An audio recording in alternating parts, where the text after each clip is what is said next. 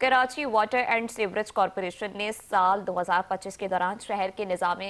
फराहमी और निकासियाब में गैर मामूली बेहतरी और तारीखी कामयाबियां हासिल की हैं। इस हवाले से जारी की गई एक साला तफसीली कारकर्दगी रिपोर्ट के मुताबिक दिहाइयों बाद पुरानी हब केनाल की मुकम्मल बहाली, नई हब केनाल के मेगा मंसूबे और LSR पंपिंग स्टेशन पर इजाफी पंप्स की तनसीब के नतीजे में कराची को यौमिया बुनियादों पर करोड़ों गैलन इजाफी पानी की फराहमी मुमकिन बनाई गई है। तर्जुमान वाटर कॉरपोरेशन के मुताबिक नई हब केनाल की मुकम्मल बहाली के बाद शहर को रोजाना 40 मिलियन गैलन इजाफी पानी फराहम किया जा रहा है, जबकि 100 मिलियन गैलन यौमिया सलाहियत का पुरानी हब केनाल का मेगा मंसूबा भी तकमील के आखिरी मराहिल में दाखिल हो चुका है।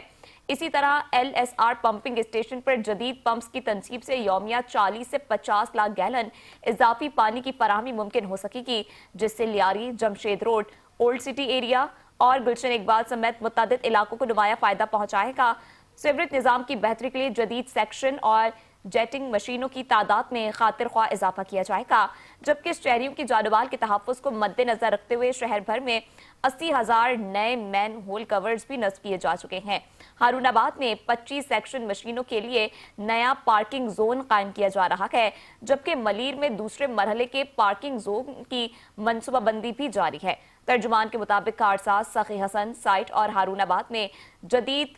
कस्टमर सर्विस सेंटर्स कायम किए जा रहे हैं, जिनमें हारूनाबाद का कस्टमर सर्विस सेंटर मुकम्मल हो चुका है।